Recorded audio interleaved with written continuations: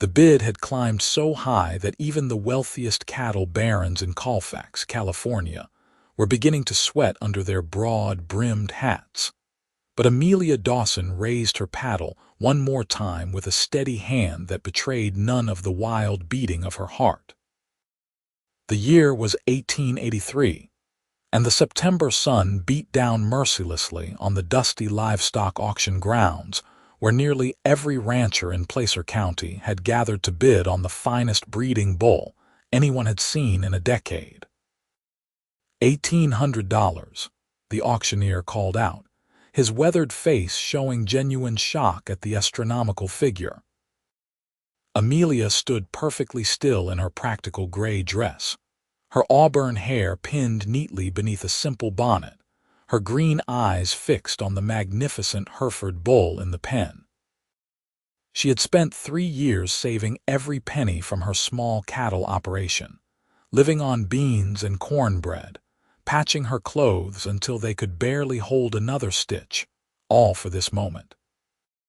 Her father had left her 50 acres and 12 head of cattle when he died, and she had promised him on his deathbed that she would build something lasting, something worthy of the Dawson name. Around her, men muttered and grumbled. A woman had no business running cattle, they said. A woman had no business at an auction like this. A woman certainly had no business outbidding every established rancher in the territory. Going once, the auctioneer said, scanning the crowd for any final challenges. Amelia held her breath. The bull would transform her small herd. His bloodline was impeccable, his conformation perfect. With him, she could finally compete with the larger operations, could finally prove that she belonged in this world of cattle and dust and endless hard work. Going twice. She felt the weight of hostile stares on her back. She had known this would make enemies, but she had also known she could not let this opportunity pass. Sold to Miss Amelia Dawson. The gavel came down like a thunderclap, and the muttering around her erupted into full conversation. Men shook their heads in disgust. Some laughed, saying she would be bankrupt within the month. Others simply stared at her with barely concealed contempt. Amelia walked forward on trembling legs to sign the papers and arrange payment. Her entire savings would be gone in one stroke of the pen, but it would be worth it. It had to be worth it. As she finished the transaction, the crowd began to disperse, most of the ranchers heading toward the saloon or the restaurant across the street. She stood alone near the bull's pen, suddenly feeling the enormity of what she had just done. $1,800. Every cent she had in the world, now tied up in this one magnificent animal. That was quite a show, miss. The voice came from behind her, low and warm with a hint of admiration that surprised her. Amelia turned to find a cowboy leaning against the fence rail, watching her with eyes the color of creek water in summer. He was tall and lean, with sun-weathered skin and dark hair that needed cutting. His hat sat at an angle that suggested both confidence and good humor, and unlike every other man at the auction, he was smiling at her. "I suppose it was," she said cautiously, unsure whether he meant to mock her. "Owen Ellis," he said, straightening and extending his hand. "I work for the Triple Creek ranch up in the foothills. Well, I did until last week." She shook his hand, noting the calluses that spoke of honest work. "Amelia Dawson. And why did you stop working there? The foreman and I had a disagreement about how to treat the horses." "I don't hold with breaking an animal's spirit just to make it obedient." He glanced at the bull, then back at her. "That's a fine animal you just bought. Best I have seen in 5 years of working cattle." "Thank you," Amelia said, feeling some of the tension leave her shoulders. "I hope you are right. I just spent everything I have on him." Owen's expression grew more serious. "Those men in there, they are not happy about being shown up by a woman. You should know that." "I know it well enough," Amelia replied. They have made their feelings perfectly clear since my father died and I took over his operation. But knowing something and being able to change it are two different things. He nodded slowly, studying her face in a way that made her suddenly aware of how plain she must look after standing in the dust and sun all afternoon. "Can I ask you something, Miss Dawson, I suppose? Have you eaten today? You look about ready to fall over, and I am guessing you have been too nervous about this auction to think about food." The moment he said it, Amelia realized he was absolutely right. She had been too anxious to eat breakfast, and lunch had been the furthest thing from her mind as the bidding climbed higher and higher. Her stomach chose that moment to growl audibly, and she felt her cheeks flush. Owen's smile widened. "Come on, let me buy you supper. You just made history in Colfax, and that deserves at least a decent meal." "I could not possibly," Amelia started to say, but he was already tipping his hat to her and gesturing toward the restaurant. "I insist. Besides, I have been standing in the sun watching that auction for 3 hours, and I am hungry enough to eat a whole steer. I would appreciate the company." There was something in his manner that put her at ease, a straightforward kindness that seemed genuine rather than calculated. And she was hungry, desperately so. More than that, she suddenly did not want to be alone with her fears and her racing thoughts about whether she had just made the biggest mistake of her life. "All right," she said, "but only if you let me pay for my own meal. I may have just spent all my savings, but I can afford supper." "We will see about that," Owen said, but his tone was light as he offered her his arm. They walked together across the dusty street to Mary's restaurant, a simple establishment that served good food to the ranchers and miners who passed through Colfax. The dining room was half full, mostly with men who had been at the auction. Conversations died as Amelia entered on Owen's arm, and she felt the weight of their stares like a physical thing. Owen seemed entirely unconcerned. He guided her to a table by the window, pulled out her chair, and settled across from her with the ease of a man who had nothing to prove. When the waitress came, a middle-aged woman named Helen who had always been kind to Amelia, he ordered steak and potatoes for both of them without asking, then glanced at Amelia with a questioning look. "That sounds perfect," she said, relieved not to have to make another decision. Her mind was still spinning from the auction. After Helen left, Owen leaned back in his chair and regarded Amelia with open curiosity. "So tell me how a woman ends up running a cattle operation in Placer County. That is not exactly a common story." Amelia folded her hands on the table, choosing her words carefully. "My father came out here in '62, during the mining boom. He tried his hand at gold for a few years, but he had been a farmer back in Missouri, and he said he was better with living things than rocks. He bought 50 acres just outside of town and started running cattle. Small operation, but honest work. And you grew up on the ranch from the time I was 7. My mother died that first winter in California, influenza, so it was just my father and me." She paused, remembering those years with a mixture of fondness and sorrow. "He taught me everything, how to rope and ride, how to read cattle, how to doctor a sick animal. He never treated me differently just because I was a girl. Sounds like he was a good man. The best." Amelia's throat tightened. "He died 2 years ago. Heart gave out one morning while he was checking the herd. He was only 53. Owen's expression softened with genuine sympathy. "I am sorry. That must have been hard, losing him so young and then having to run the place yourself." "The hardest thing I have ever done," Amelia admitted. "Every rancher in the county expected me to fail within 6 months. Some of them were hoping for it, so they could buy my land cheap. But I had made a promise to my father, and I do not break my promises." The food arrived then.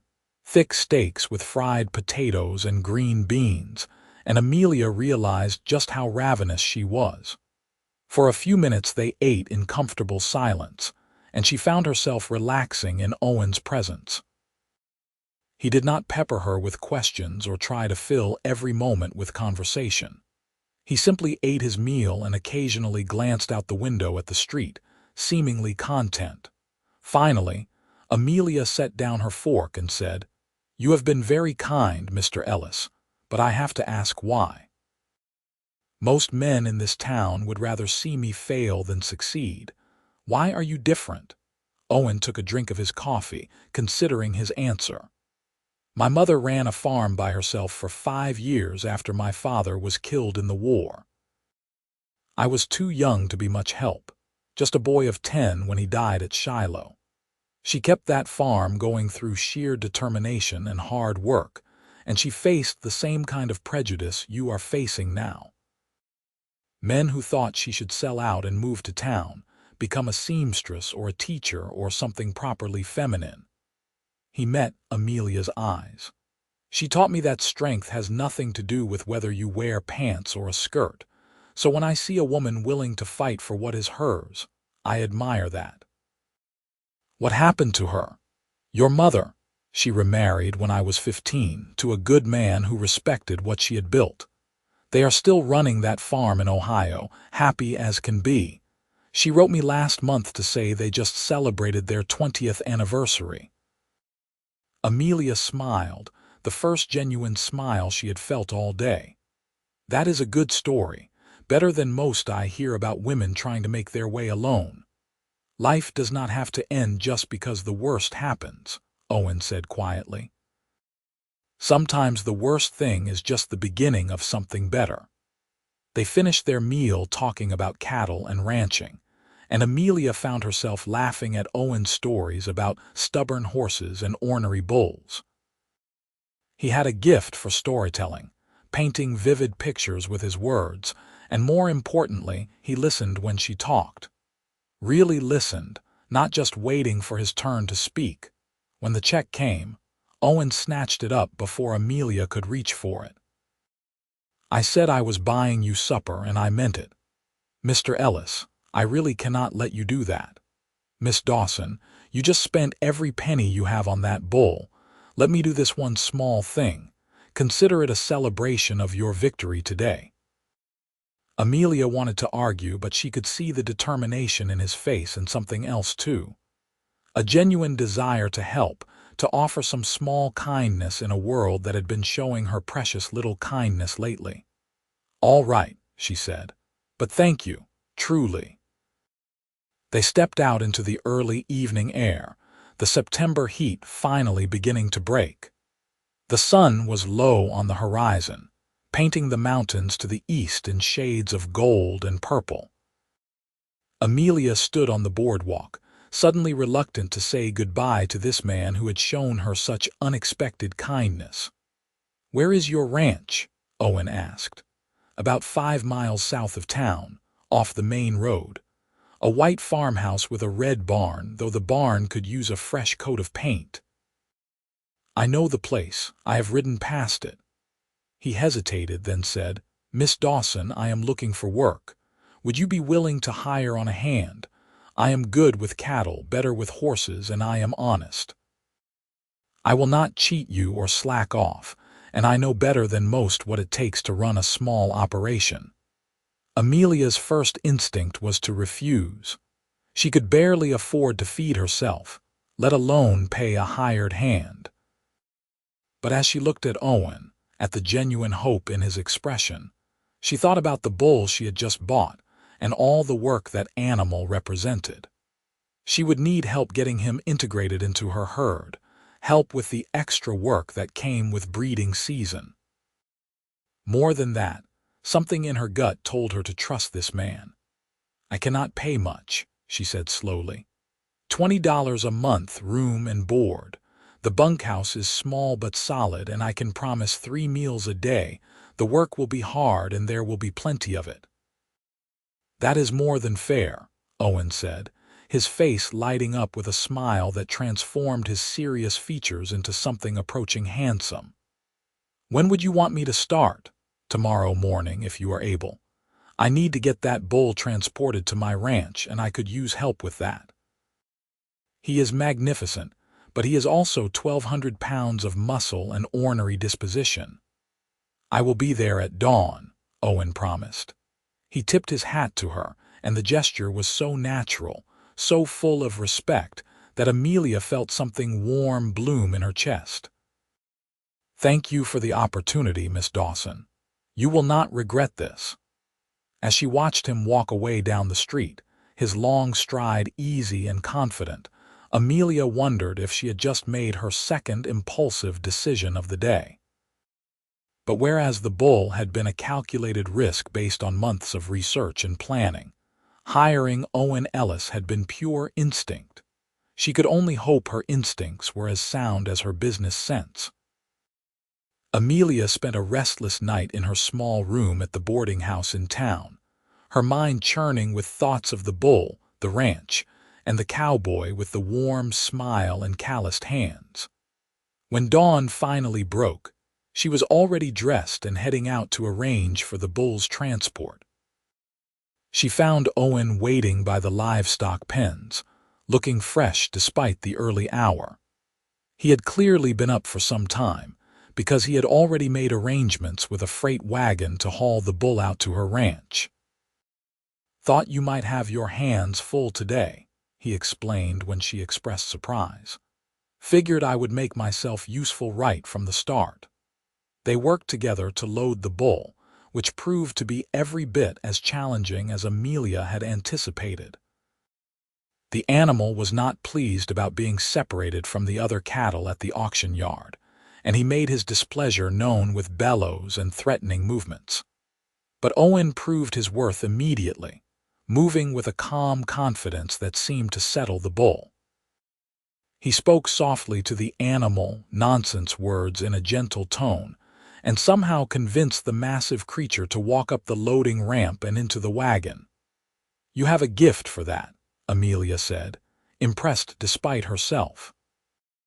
"Animals respond to how you feel," Owen replied, checking the securing ropes. "If you are nervous, they get nervous. If you are calm, they settle down. It is as simple as that." The trip to her ranch took most of the morning, the wagon rolling slowly along the rutted road, while Amelia and Owen rode alongside on their horses. She found herself stealing glances at him as they traveled, watching the easy way he sat his saddle, the quiet alertness with which he scanned their surroundings. "Watching for trouble?" she asked. "Old habit. When you work cattle in rough country, you learn to keep your eyes open. Weather can turn on you, animals can spook, 1,000 things can go wrong in a heartbeat. Sounds like you have seen your share of trouble, enough to know it is better to avoid it when you can." He gave her a sidelong look. "What about you? Have you had problems with any of the other ranchers? Some of those men at the auction looked like they would cheerfully see you run out of the county." Amelia sighed. "Nothing I could not handle so far. Mostly just talk, and the occasional bit of business refused. But I worry that the bull will make things worse. Some of those men do not like being showed up, especially not by a woman." "We will deal with trouble if it comes," Owen said firmly. "But do not borrow worry from tomorrow. Today is challenging enough." They reached her ranch just after noon, and Amelia saw it through Owen's eyes as they crested the rise, and the property spread out below them. The white farmhouse was weathered but sturdy, set on a small hill with a view of the surrounding pastures. The red barn did indeed need painting, but it was solidly built, with a good roof and strong walls. Her small herd of cattle grazed in the near pasture, a mix of Herefords and crossbreeds that her father had assembled over the years. It was not much compared to the vast spreads owned by the cattle barons to the north, but it was hers, and she loved every acre of it. "Nice piece of land," Owen said, and she could hear the sincerity in his voice. "Good water. Creek runs through the east pasture, never goes dry even in the summer, and there is a well by the house. They spent the afternoon getting the bull settled in a separate pen near the barn, where he could see the other cattle but could not reach them yet. Amelia wanted to give him time to adjust before introducing him to the herd, especially the cows. Owen worked alongside her with a quiet efficiency that she appreciated, never needing to be told twice what to do, often anticipating what would be needed next. By the time the sun was setting, they were both dusty and exhausted but satisfied. The bull was secure, the other cattle had been fed, and the evening chores were done. Amelia showed Owen to the bunkhouse, a small building behind the barn with 2 rooms and a stove. "It is not fancy," she said apologetically, "but it is clean and the roof does not leak." "It is perfect," Owen assured her. "I have slept in worse places than I can count. This is luxury compared to some cow camps I have known." "I will have supper ready in an hour," Amelia said. "Come up to the house when you are ready." She left him to settle in and walked back to the farmhouse, her body aching with the good tiredness that came from hard physical work. But beneath the fatigue, she felt something else. A cautious hope, perhaps. A sense that maybe, just maybe, things were beginning to turn in her favor. She made a simple meal of salt pork, beans, and cornbread, with dried apples stewed with cinnamon for dessert. It was plain fare, but it was filling and honest, and when Owen knocked on her kitchen door right on time, she felt an odd flutter of nervousness. "Come in," she called, wiping her hands on her apron. Owen entered, hat in hand, his dark hair still damp from washing up at the pump. He had changed into a clean shirt, and Amelia was struck again by how his eyes seemed to hold both strength and kindness in equal measure. They ate at her kitchen table, talking about the plans for the ranch and the work that lay ahead. Owen had ideas about improving her fencing and suggestions for managing the breeding program now that she had such a fine bull. He spoke respectfully, framing his thoughts as suggestions rather than orders, clearly aware that this was her operation, and he was just the hired hand. But as the evening wore on, the conversation drifted to more personal matters. He told her about growing up in Ohio, about learning to ride on his mother's farm, about heading west after his stepfather convinced him that a young man should see something of the world before settling down. "I have been wandering for 8 years now," he said, staring into his coffee cup. "Working ranches from Texas to Montana, never staying anywhere more than a season or 2. I kept telling myself I was looking for something, but I am starting to think I was really just running from something." "What were you running from?" Amelia asked softly. He looked up at her, and she saw something vulnerable in his expression. "The idea of failure, I suppose. My father died serving his country, and my stepfather built a good life for himself and my mother through hard work and dedication. I always felt like I needed to do something equally meaningful, but I could never figure out what that should be. So I just kept moving, telling myself I would know it when I found it."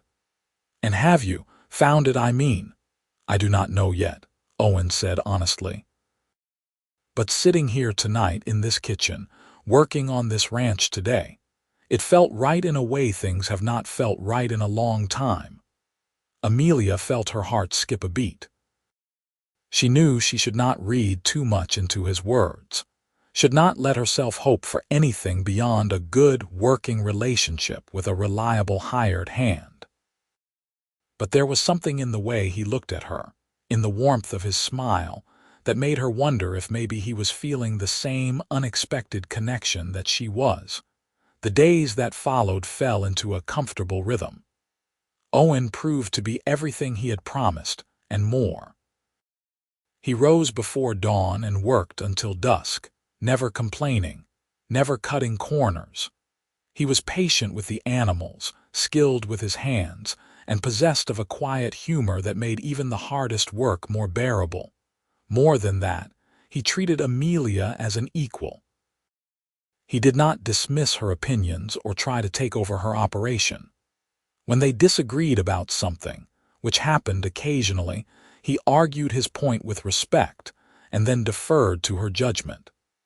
It was a revelation to work alongside a man who valued her mind as much as her determination.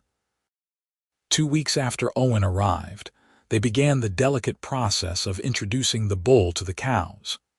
It had to be done carefully, with only a few cows at a time, to prevent the bull from becoming overwhelmed or aggressive.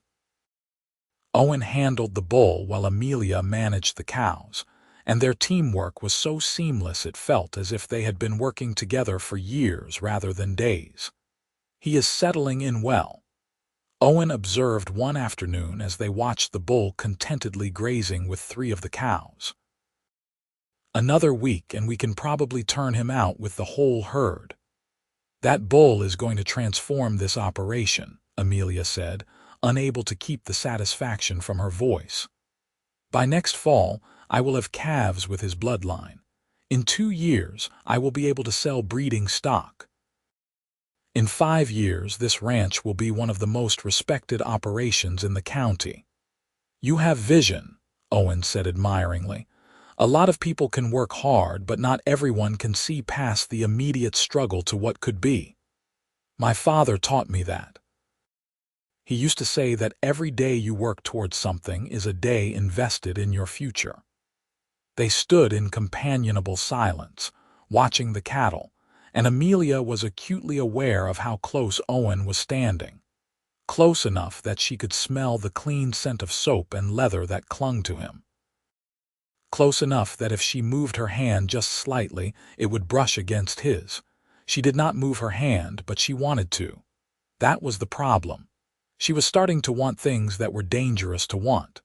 Owen was her employee, nothing more.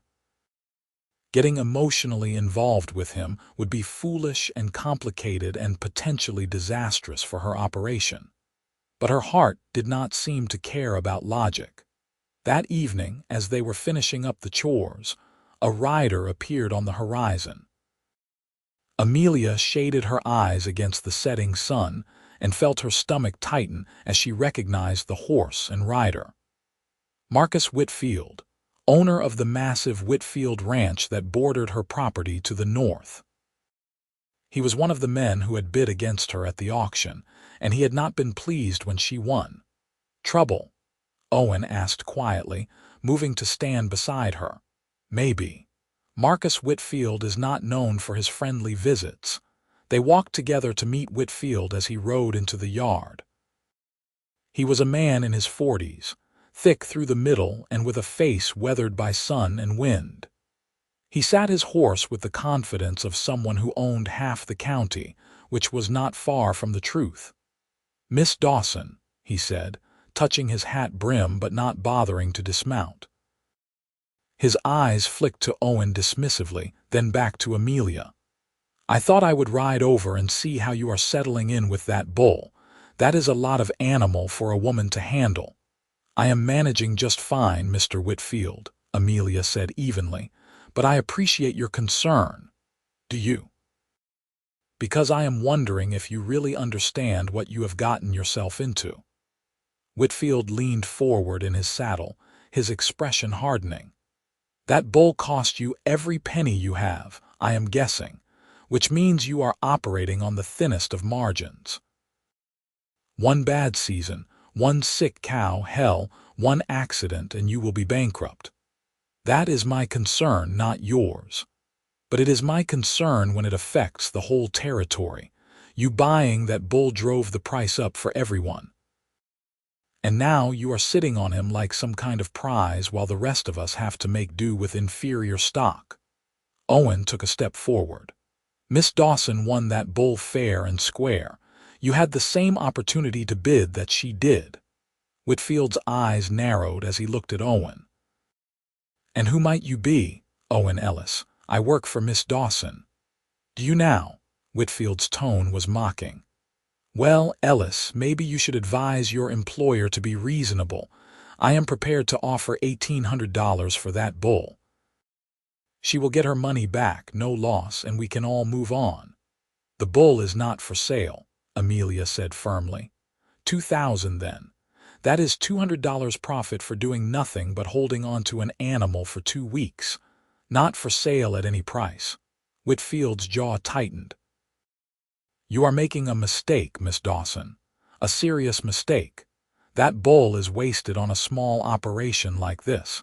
He should be with a ranch that can properly utilize his bloodline. What you mean is that he should be with your ranch, Owen said, his voice quiet but edged with steel. But Miss Dawson won him fair and square, and what she does with her own property is none of your business. For a moment, Amelia thought Whitfield might climb down from his horse and start a fight. But instead, he simply stared at Owen with cold eyes, then turned back to Amelia. You are going to regret this, both of you. He wheeled his horse around and spurred it into a gallop, disappearing back the way he had come in a cloud of dust. Amelia let out a breath she had not realized she was holding. That was not good. No, Owen agreed, but it was probably inevitable. Men like that do not like losing, and they especially do not like losing to someone they consider beneath them.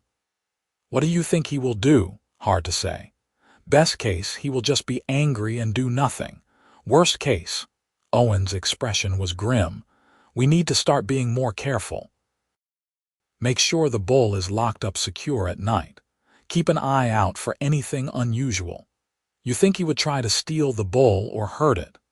I think desperate men do desperate things, and a man who is used to getting his way can get desperate pretty quick when he is refused. That night, Amelia lay awake in her bed, listening to the sounds of the ranch. The wind in the trees, the distant lowing of cattle, the creak of the old house settling. She thought about Whitfield's threats and what they might mean. She thought about the bull and everything she had invested in him, both financially and emotionally. But mostly, she thought about Owen.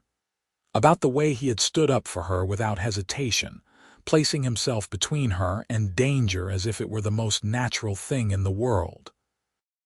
About the quiet strength in his voice and the warmth in his eyes when he looked at her. She was falling for him. It was foolish and risky and complicated, but she could not deny it anymore. She was falling for her hired hand, the cowboy who had bought her supper and then stayed to help her build her dream. The question was, did he feel the same way about her? The next few days passed without incident, but the encounter with Whitfield had changed something between Amelia and Owen. They were more aware of each other now, more careful. When they worked side by side, she found herself noticing the way his shoulders moved beneath his shirt, the strength in his hands, the concentration on his face when he was focused on a task. And sometimes, when she looked up, she would catch him watching her with an expression she could not quite read.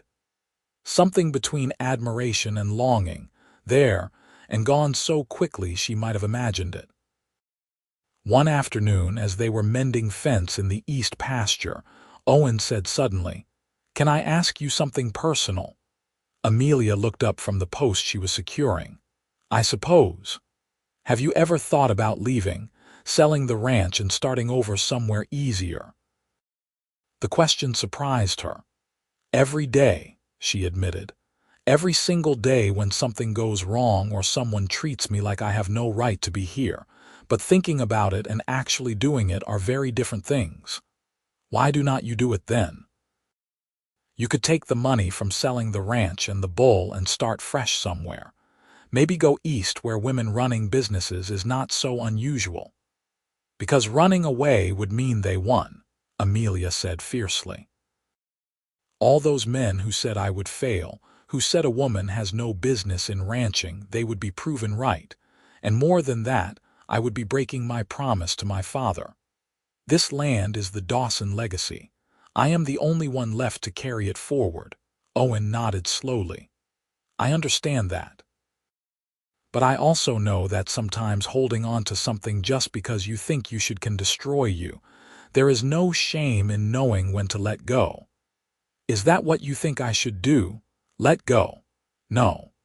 His voice was firm, definite. "I think you should fight for what is yours with everything you have. I just wanted to make sure that is what you really want, and not just what you think you are supposed to want." They worked in silence for a while, and then Amelia said, "What about you, Owen? What do you want?" He paused, hammer in hand, and looked out across the pasture. "I want to stop running," he said quietly. "I want to find a place where I belong and people who matter to me and work that means something. I want to wake up in the morning and feel like I am exactly where I am supposed to be." "Have you found that here?" He turned to look at her, and the intensity in his eyes made her breath catch. "I am starting to think I have."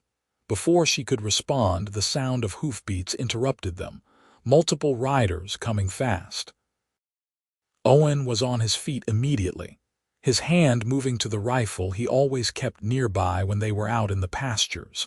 6 men rode over the rise, and Amelia's heart sank when she recognized them. Whitfield and 5 of his ranch hands, all of them armed. They reined in their horses a dozen yards away, and Whitfield smiled, but there was no warmth in it. "Afternoon, Miss Dawson. Ellis." "Mr. Whitfield," Amelia said, forcing her voice to remain steady. "What can I do for you?" "I have been thinking about our conversation the other day, and I realized I may have come across a bit harsh. So I thought I would ride over and make you one final offer. $3,000 for the bull.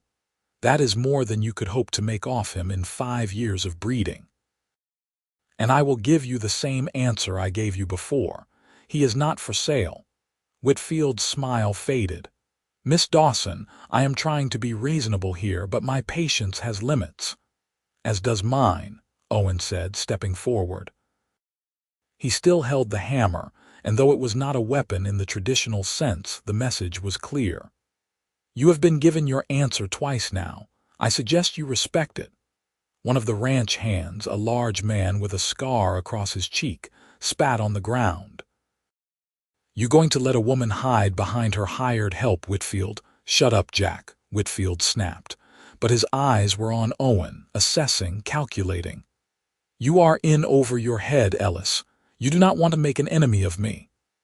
"I do not want to make an enemy of anyone," Owen replied calmly. "But I will not stand by and let you bully Miss Dawson into giving up what is rightfully hers." For a long moment, no one moved. The tension was thick enough to cut with a knife, and Amelia's hand crept toward the pistol she wore on her hip, hidden beneath her jacket. Then Whitfield laughed, a harsh sound without humor. "You have spirit, I will give you that, but spirit only gets you so far." He looked at Amelia. "Last chance. $3,000. No, fine." Whitfield gathered his reins. "But do not say I did not warn you. Things happen on ranches. Accidents, fires, animals wandering off or getting injured. Would be a shame if something happened to that valuable bull of yours." "That sounded like a threat," Owen said quietly. "Take it however you want. Just remember that I try to do this the civilized way." Whitfield spurred his horse and rode off, his men following. When they were gone, Amelia let out a shaky breath. "He is going to come for the bull." "Probably," Owen agreed, "which means we need to be ready for him." They spent the rest of the afternoon securing the ranch as best they could. Owen moved the bull into a stall in the barn where he could be locked in at night. They checked all the fences, made sure the well was secure, and discussed strategies for keeping watch. "I will sleep in the barn," Owen said. "Keep an eye on the bull directly. You cannot stay awake all night every night. I have done it before when necessary, and I can sleep light, wake up at the slightest sound. Owen, this is not your fight. You do not have to risk yourself for my bull and my ranch." He turned to face her, and the look in his eyes was so intense it almost hurt to meet his gaze. "It stopped being just about the bull or the ranch the moment I met you, Amelia."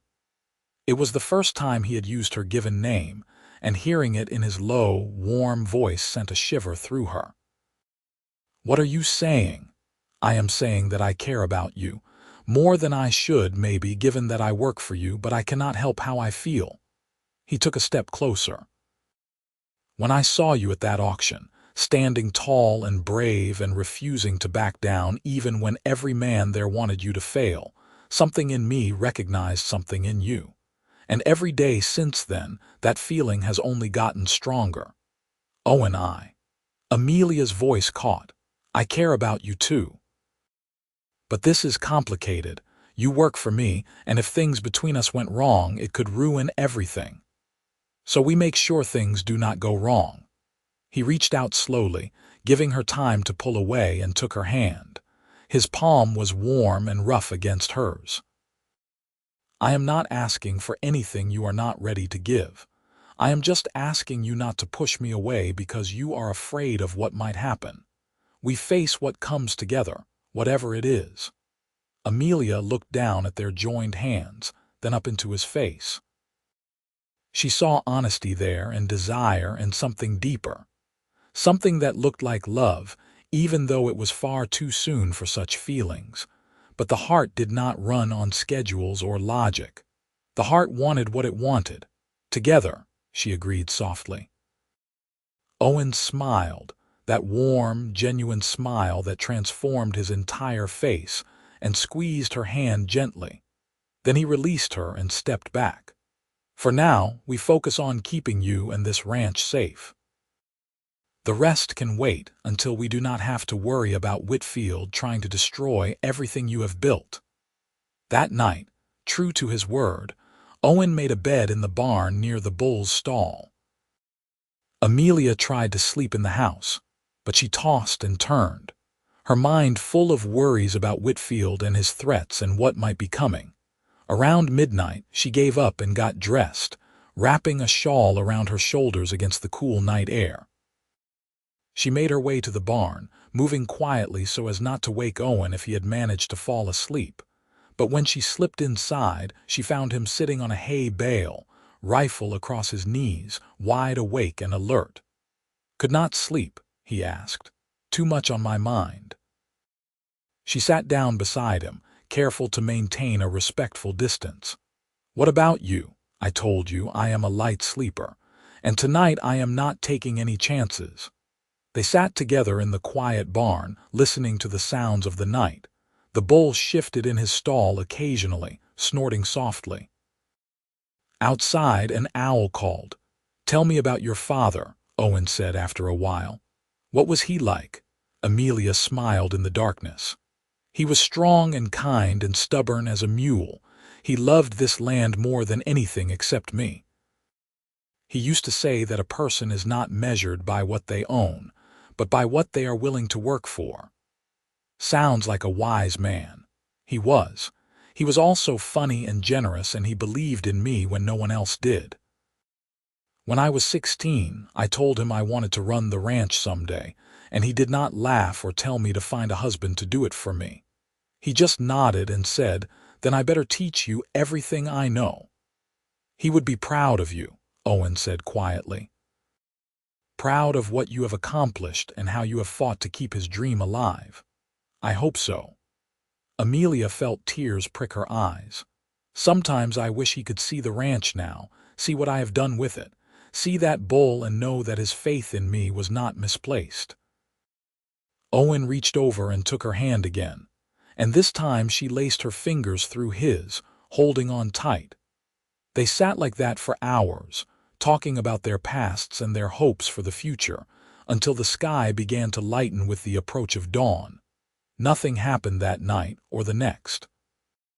But on the third night after Whitfield's visit, trouble came. Amelia woke to the sound of shouting and the sharp crack of a gunshot. She was out of bed in an instant, grabbing her pistol and running for the door.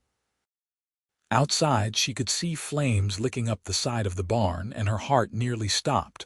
Owen was there, silhouetted against the fire, fighting to open the barn door while smoke billowed out.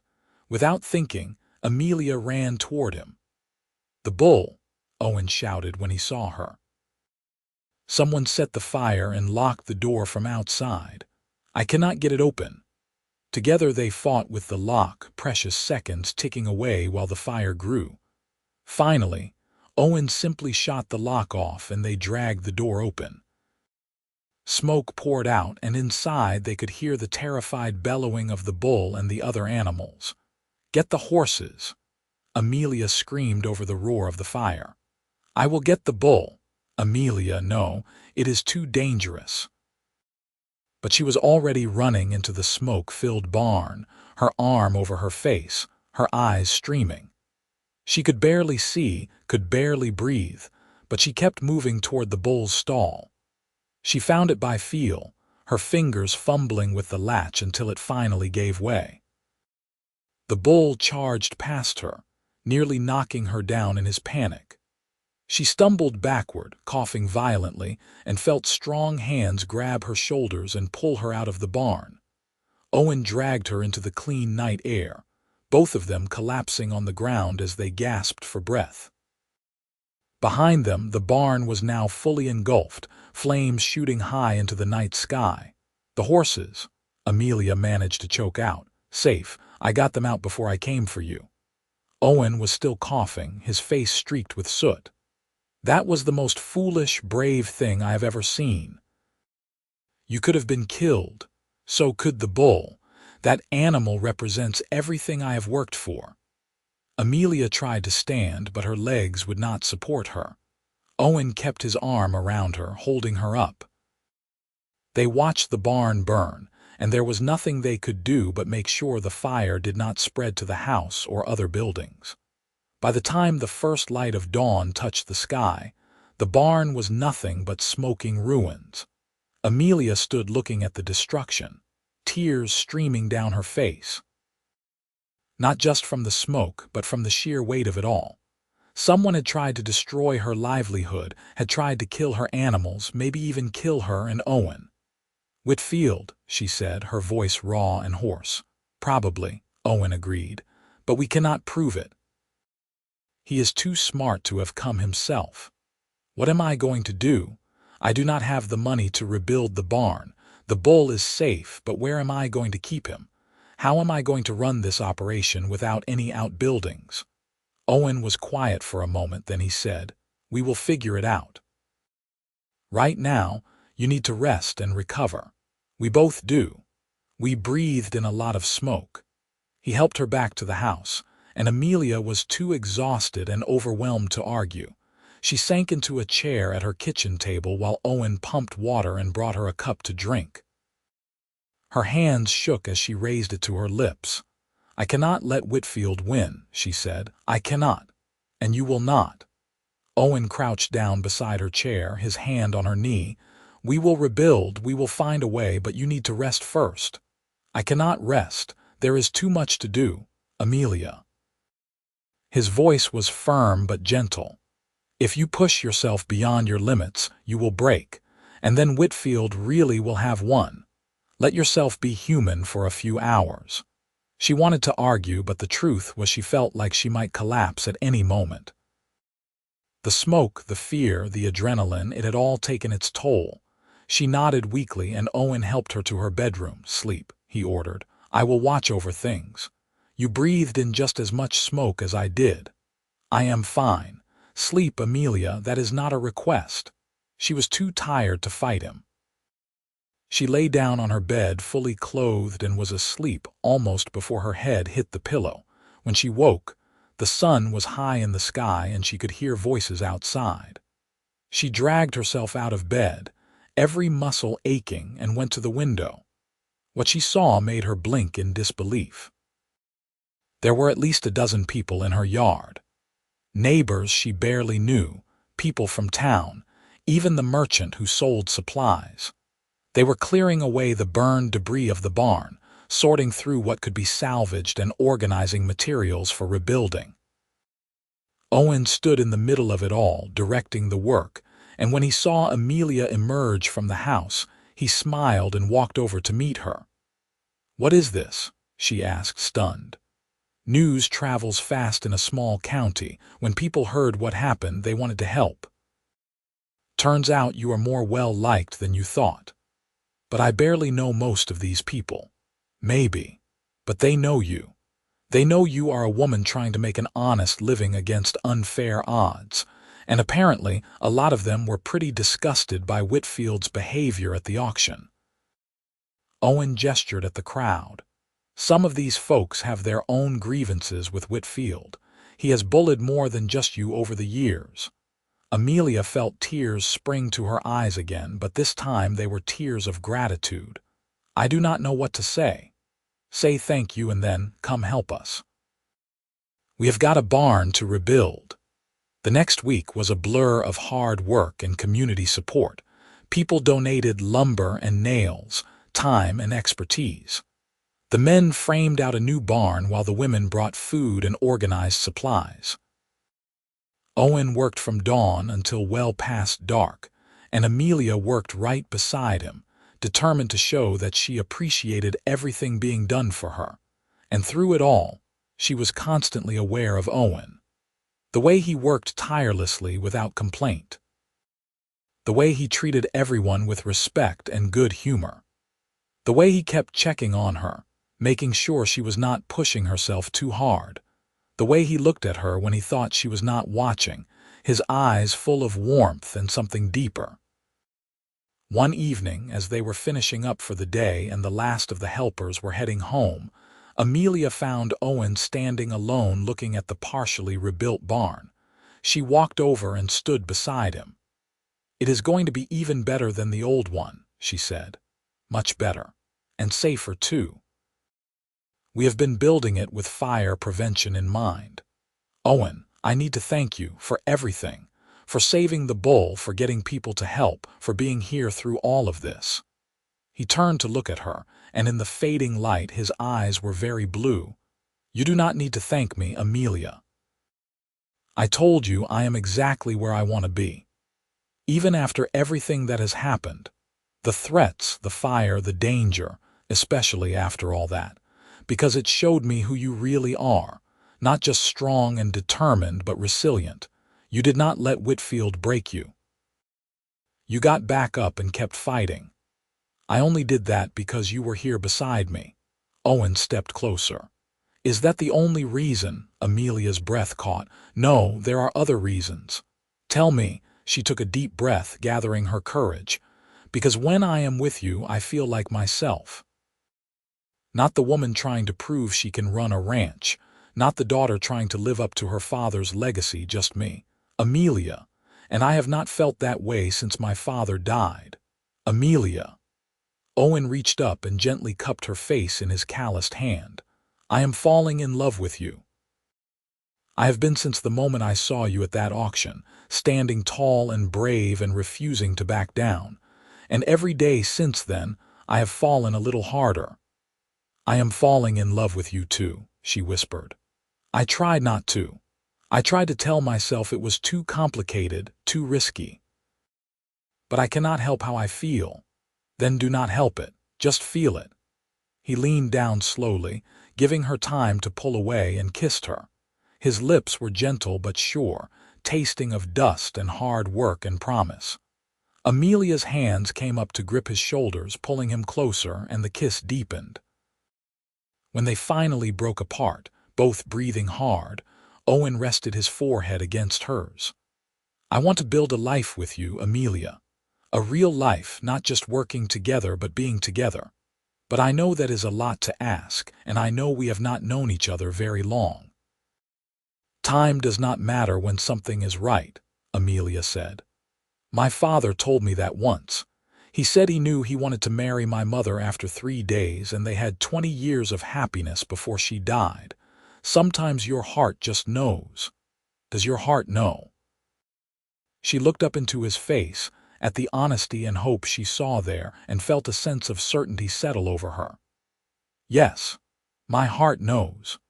They kissed again, longer this time, and Amelia felt as if something inside her that had been locked away for years was finally opening. She had been so focused on survival, on proving herself, on living up to her father's legacy, that she had forgotten what it felt like to simply be wanted, to be cherished. Over the next few weeks, the barn was completed and life on the ranch began to return to normal. But everything was different now. Owen was not just her hired hand anymore. He was her partner in every sense of the word. They worked side by side during the day, and in the evenings they sat together on her porch, talking and planning and dreaming about the future. Whitfield kept his distance, perhaps realizing that he had pushed too far and that the community was now firmly on Amelia's side. But she knew he was still out there, still resentful, still waiting for another opportunity to strike. She did not let it control her life anymore, though. With Owen beside her, she felt like she could handle whatever came. The bulls settled in beautifully, and by late fall, it was clear that several of the cows were pregnant. Everything Amelia had hoped for when she made that bold bid at the auction was beginning to come true. One evening in early December, as they sat together watching the sun set over the mountains, Owen said, "Marry me." Amelia turned to look at him, startled. "What? Marry me?" he repeated. "I know it has only been 3 months. I know some people will say it is too fast. But I do not want to wait anymore, Amelia. I want to wake up next to you every morning. I want to build this ranch with you as your husband, not just your employee. I want everyone to know that you are mine and I am yours." Owen, She felt overwhelmed, but in the best possible way. "You do not have to answer right now," he said quickly. "I just wanted you to know how I feel. I want a life with you, a real, permanent life. Children if you want them, growing old together, all of it." Amelia felt tears slip down her cheeks. "Yes, yes, yes, I will marry you. I want all of those things too. I want to build a life with you, and I do not want to wait either." Owen let out a whoop of joy and swept her up in his arms, spinning her around until they were both dizzy and laughing. When he set her down, he kissed her thoroughly, and Amelia felt like her heart might burst from happiness.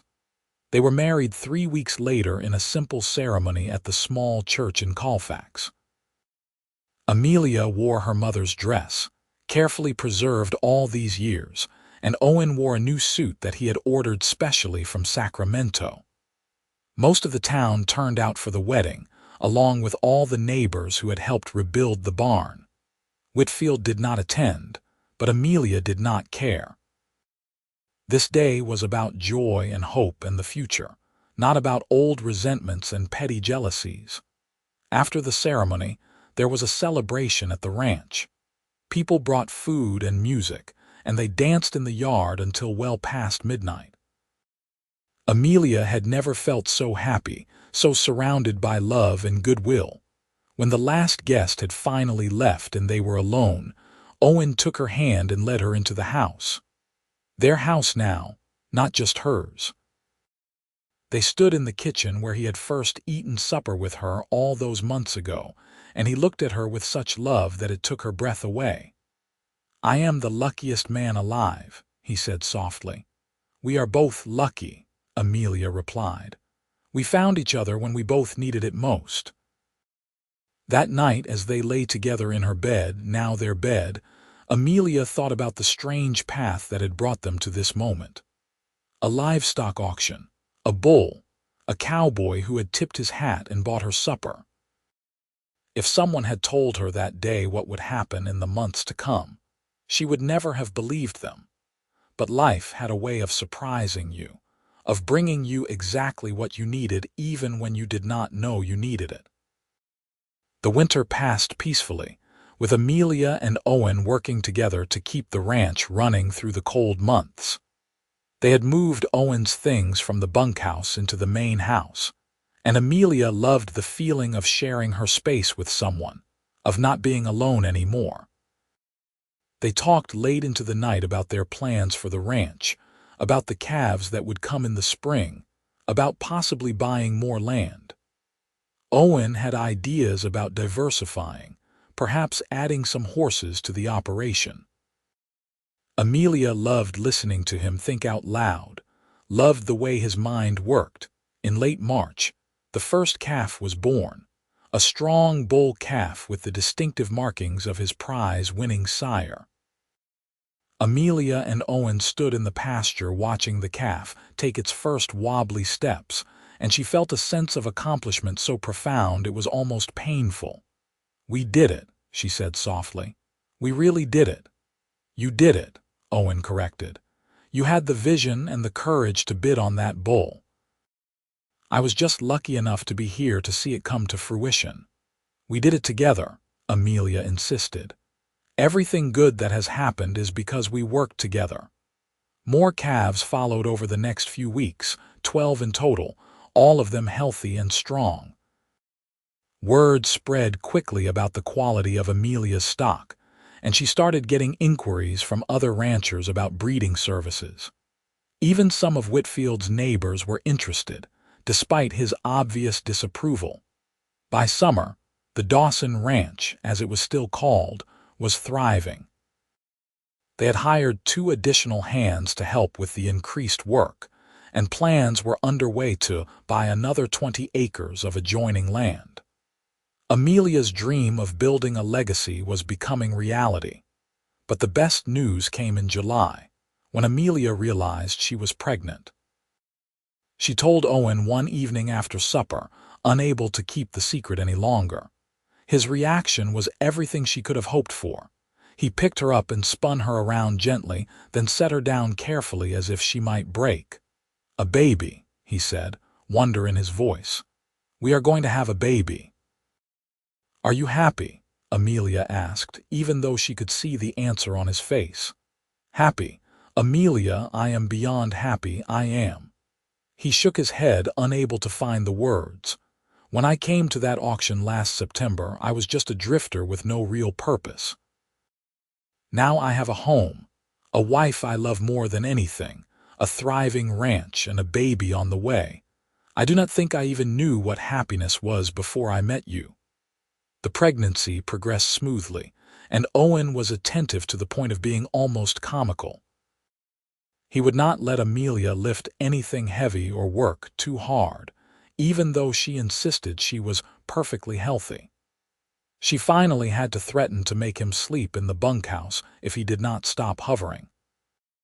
But she loved him for it, loved the way he worried about her and their baby, loved the way he would sit with his hand on her growing belly and talk to their child about the ranch and the cattle and all the things they would do together. In early March, exactly 1 year after the first prize calf had been born, Amelia went into labor. Owen rode into town to fetch the doctor and the midwife, then stayed by her side through the long, difficult process of bringing their child into the world. Just after dawn, on a clear spring morning, their son was born. Owen held him for the first time with tears streaming down his face, and Amelia felt her heart overflow with love for this man, who had become everything to her. They named him James, after Amelia's father, and the baby thrived from the start. He was a happy, healthy boy with his father's blue eyes and his mother's auburn hair. Over the next few years, the ranch continued to prosper. The cattle operation grew steadily, with buyers coming from as far away as San Francisco to purchase breeding stock. Owen's horse program proved successful as well, and soon they were known for producing quality animals of all kinds. When James was 3, Amelia gave birth to twin daughters, Emma and Sarah. The house that had once been so quiet was now filled with the sound of children's laughter and running feet. Owen proved to be a devoted father, patient and loving, teaching the children about the land and the animals with the same care his mother had once shown him. Marcus Whitfield's ranch did not fare as well. Without access to superior breeding stock, his operation stagnated, and eventually he was forced to sell most of his land to pay off debts. Amelia felt no satisfaction in his downfall, but she could not help noting the irony. His greed and pride had been his undoing, while her willingness to take risks and work with others had led to success. One evening, when James was 5 and the twins were toddlers, Amelia and Owen sat on their porch watching their children play in the yard. The ranch sprawled around them, prosperous and peaceful, everything they had worked so hard to build. "You ever regret it?" Amelia asked. "Giving up the wandering life?" Owen took her hand, his fingers lacing through hers in a gesture that had become as natural as breathing. "Not for a single second. I spent 8 years searching for where I belonged, and I found it the moment I saw you at that auction. You and this ranch and our children, this is everything I ever wanted, even when I did not know I wanted it." "I love you," Amelia said softly. "I do not say it enough, but I do. You saved me, Owen. You saved my ranch and my dream and my heart." "We saved each other," he replied, pulling her close. "That is what partners do."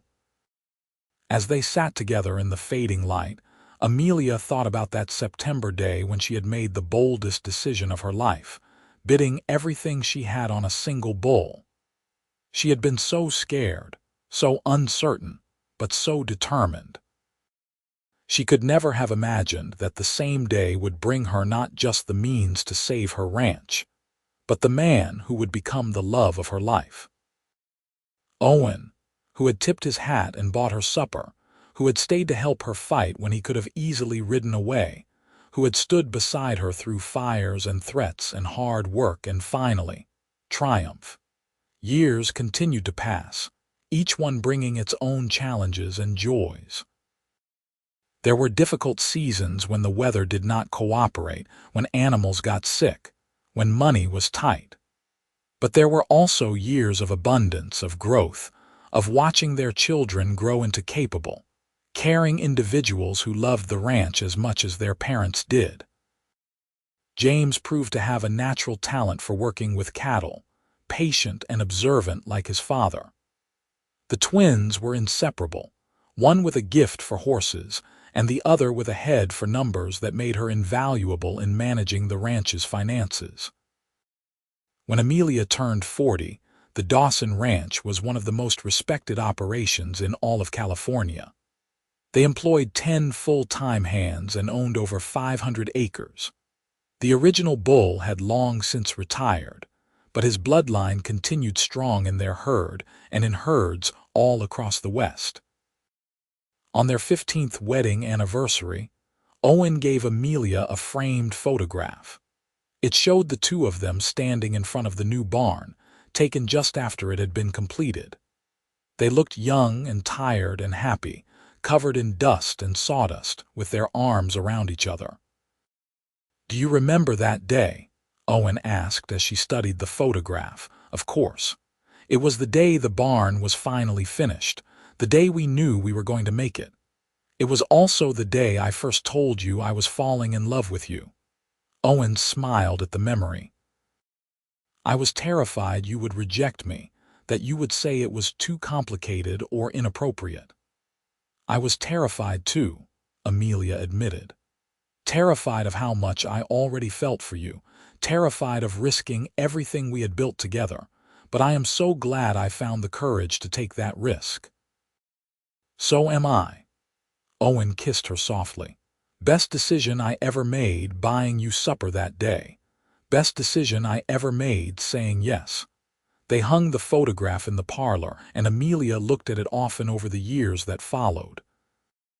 It reminded her of where they had come from, of the struggles they had overcome, of the love that had carried them through everything. As their children grew into adults, new challenges arose. James wanted to expand the cattle operation into new territories. Emma dreamed of starting a breeding program for quarter horses. Sarah had ideas about modernizing their business practices.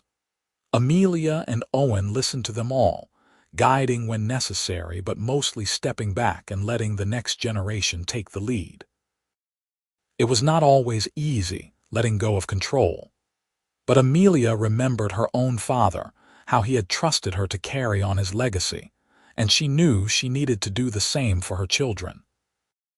When Amelia was 52 and Owen 54, they decided it was time to officially hand over the day-to-day operation of the ranch to James, who had proven himself more than capable of running the expanding business. It was a bittersweet moment, the end of one era and the beginning of another. But retirement did not mean sitting idle. Amelia and Owen still worked on the ranch, just at a gentler pace. They took pleasure in watching their grandchildren, James's 2 boys and Emma's daughter, learning the same lessons about cattle and land and hard work that they had taught their own children. One summer evening, nearly 25 years after that fateful livestock auction, Amelia and Owen rode out together to the east pasture where the creek ran. It was their favorite spot on the ranch, peaceful and beautiful, with a view of the mountains in the distance. They dismounted and sat together on the bank of the creek, watching the water flow past. Amelia leaned against Owen's shoulder and he wrapped his arm around her, holding her close. "You ever think about how different our lives could have been?" Amelia asked. "If I had not won that bid.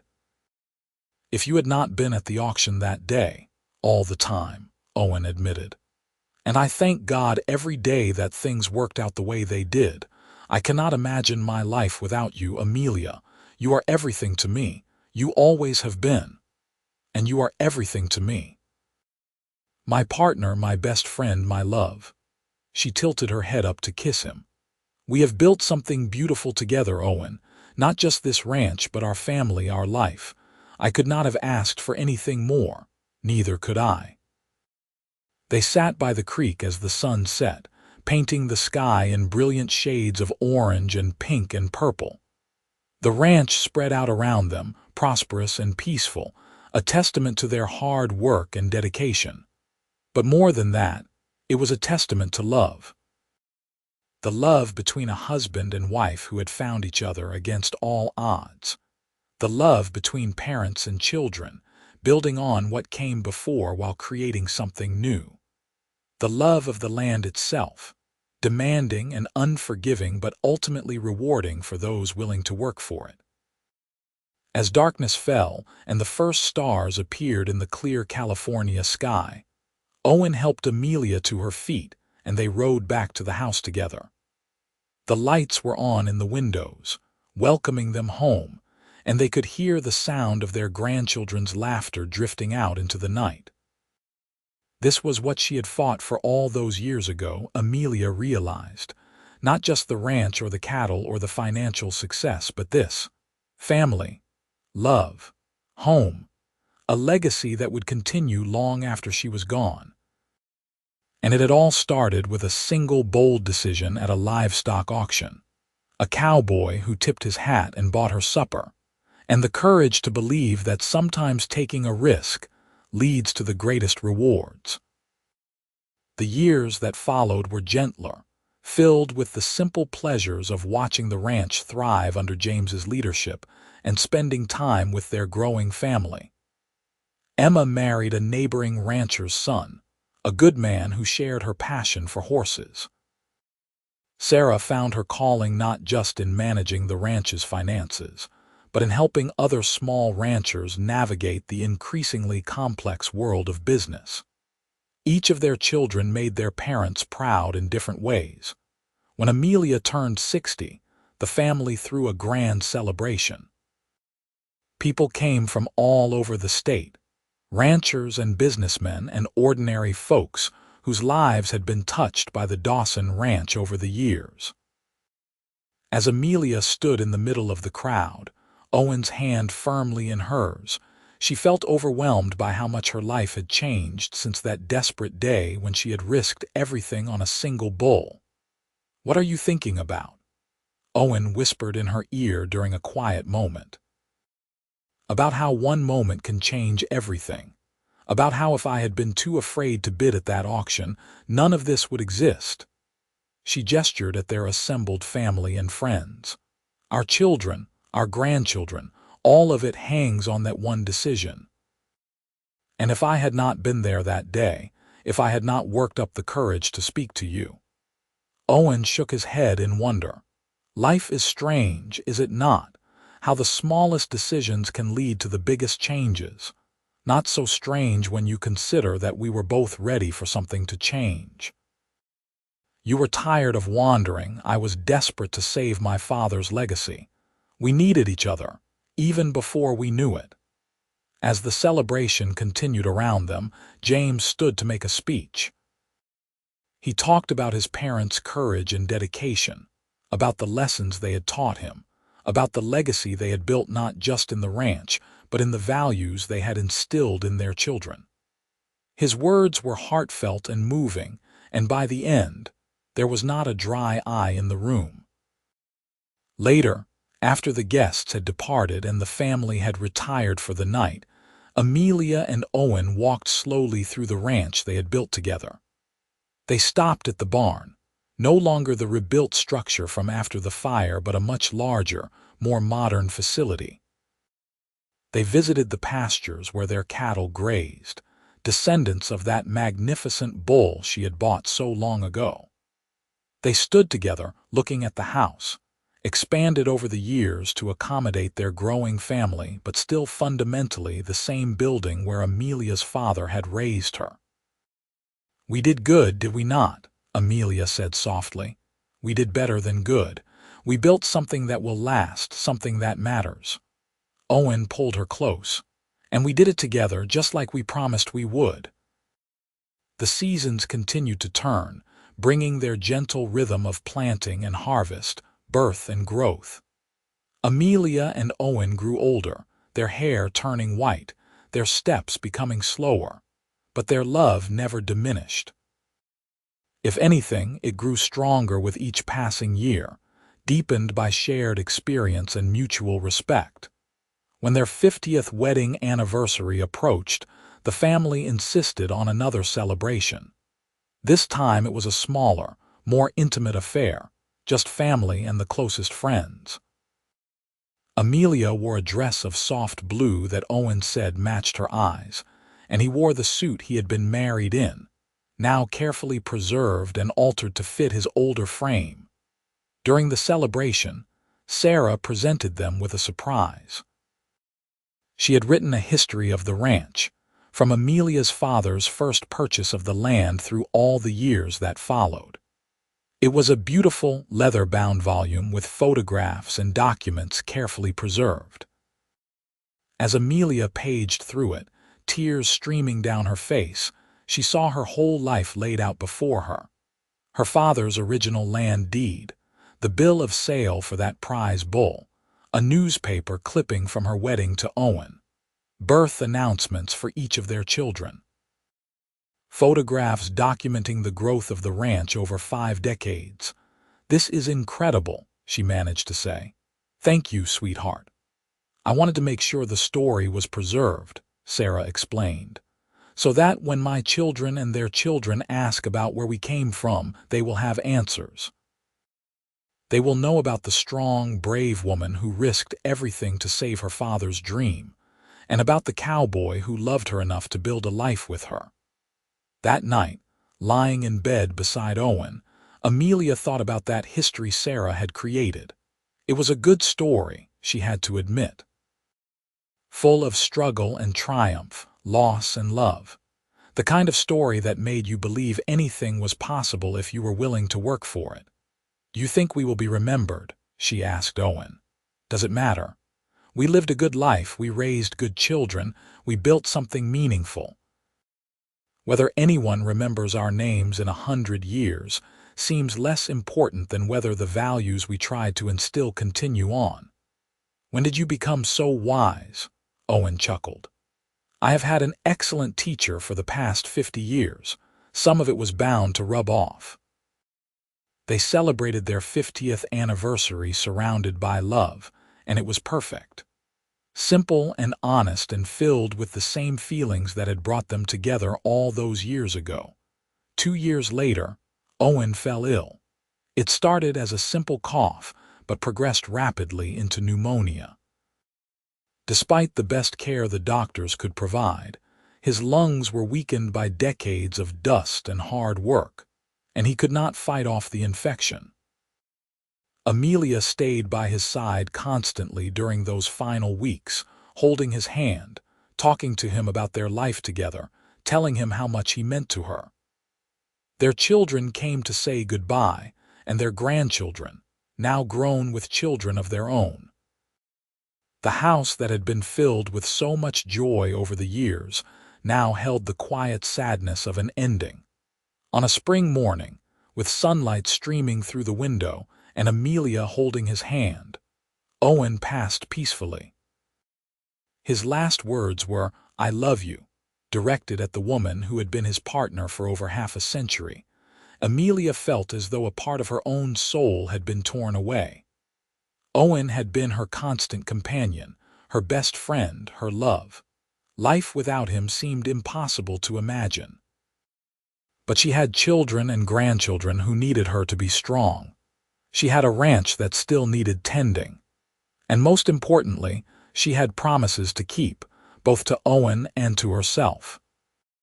He would have wanted her to go on, to find joy in the life they had built together, to continue the legacy they had created. So she did. She mourned, deeply and truly, but she did not break. She found comfort in her family, in the rhythms of ranch life, in the memories of all the good years they had shared. Owen was gone, but his presence remained in every corner of the ranch, in every decision she made, in the values he had helped her instill in their children. Amelia lived for another 8 years after Owen's death. She remained active in the ranch's management, though she deferred to James on most major decisions. She spent her time with her grandchildren and great-grandchildren, passing on the stories of how the ranch began, of the courage it took to stand up for yourself, of the value of hard work and honest dealing. She talked often about Owen, keeping his memory alive through her stories. She told them about how he had tipped his hat and bought her supper after the auction, about how he had stood up to Whitfield without hesitation, about how he had saved the bull from the burning barn. She told them about their wedding and the birth of their children, about quiet evenings on the porch and hard days working side by side. "He was the best man I ever knew," she would say. "Strong and kind and utterly devoted to his family. I was blessed to have him in my life for as long as I did." On a summer evening, when Amelia was 78 years old, she passed away peacefully in her sleep. She died in the same house where she had been raised, in the same bed she had shared with Owen, surrounded by photographs of everyone she had loved. The funeral was attended by hundreds of people, a testament to the impact she and Owen had made on their community. Ranchers and business people, friends and family, all came to pay their respects to a woman who had defied expectations and built something lasting. James gave the eulogy, talking about his mother's courage and determination, her capacity for love, and her unwavering commitment to her family and her land. He talked about the partnership she had shared with his father, how they had been true equals in every sense of the word, supporting and challenging each other to be better. "My parents taught us that love is not just a feeling but a choice," James said. "A choice to stand by someone through good times and bad. A choice to build something together that is greater than what either could achieve alone." They made that choice every day for over 50 years, and the result is this ranch, this family, this legacy. Amelia was buried beside Owen in the small cemetery on the edge of the ranch property. Their graves looked out over the pastures they had worked so hard to build, the cattle that bore the bloodline of that prize bull, the land that had given them so much. The Dawson Ranch continued to thrive under James's leadership and eventually passed to his oldest son. Sarah's financial acumen became the foundation of a consulting business that helped small ranchers across the West. Emma's horse breeding program became renowned throughout California. Generations came and went, each adding their own chapter to the story.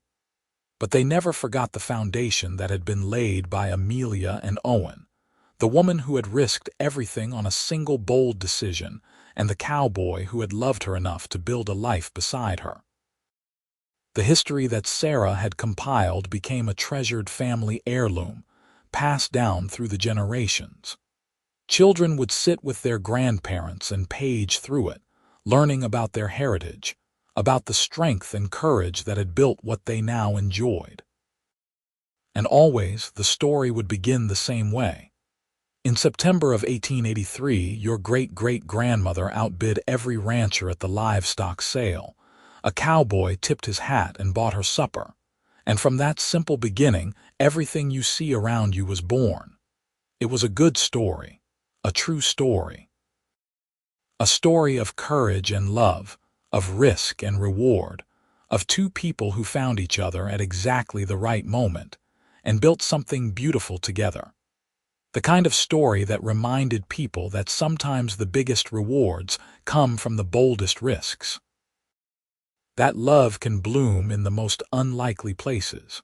That with hard work, determination, and someone to stand beside you, anything is possible. The Dawson Ranch stood for over 100 years as a testament to that truth.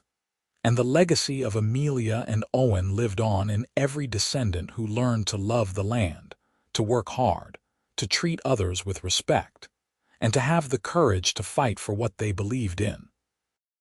It all began with a livestock auction, a magnificent bull, and a cowboy who saw something special in a brave woman willing to stand alone against the world. He tipped his hat and bought her supper, and that simple act of kindness changed both their lives forever.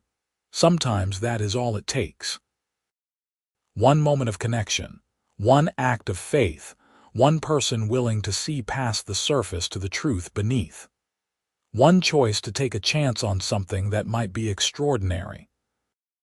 Amelia and Owen had taken that chance, and they had been rewarded with a lifetime of love, a family that spanned generations, and a legacy that would outlive them both. They had lived well, loved deeply, and left the world better than they found it. In the end, what more could anyone ask for? Their story had a beginning, a middle full of challenges and triumphs, and an ending that brought everything full circle. They had built something that mattered, something that lasted. And it had all started with a simple gesture of kindness from a cowboy to a woman who needed someone to believe in her. That kindness had grown into love, and that love had created a legacy that would endure for generations. Their story was complete, every promise fulfilled, every dream realized. They had lived the kind of life that people write stories about, the kind of love that inspires songs and poems. And when their time came, they had passed peacefully, secure in the knowledge that they had made the most of every moment they had been given. The ranch continued on, the family continued on, and the memory of Amelia and Owen lived on in the stories passed down through the generations. They were not forgotten. They would never be forgotten, because they had done something rare and beautiful. They had taken a chance on love when it would have been easier to walk away. They had fought for what they believed in when others told them to give up. They had built something lasting in a world where nothing is promised. And in doing so, they had created a legacy that would outlive them both, a testament to the power of courage, determination, and most of all, love.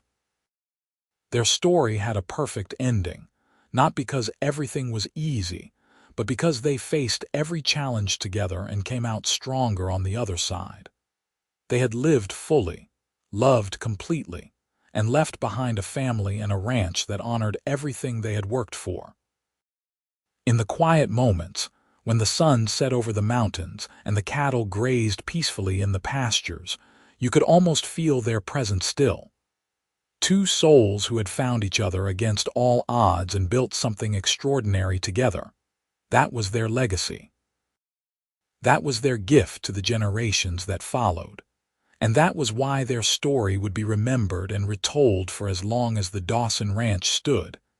It was a story of the Wild West, of hard times and harder work, of danger and triumph. But more than anything, it was a love story. The best kind of love story, one that began with a cowboy tipping his hat and buying supper for a brave woman, and ended with a lifetime of partnership, devotion, and unshakable love. And everyone who heard the story could not help but smile and think that maybe, just maybe, that kind of love was still possible. Maybe all you had to do was be brave enough to take the first step, to make that bold bid, to accept that simple offer of supper, and to believe that sometimes the best things in life come from the risks we are brave enough to take.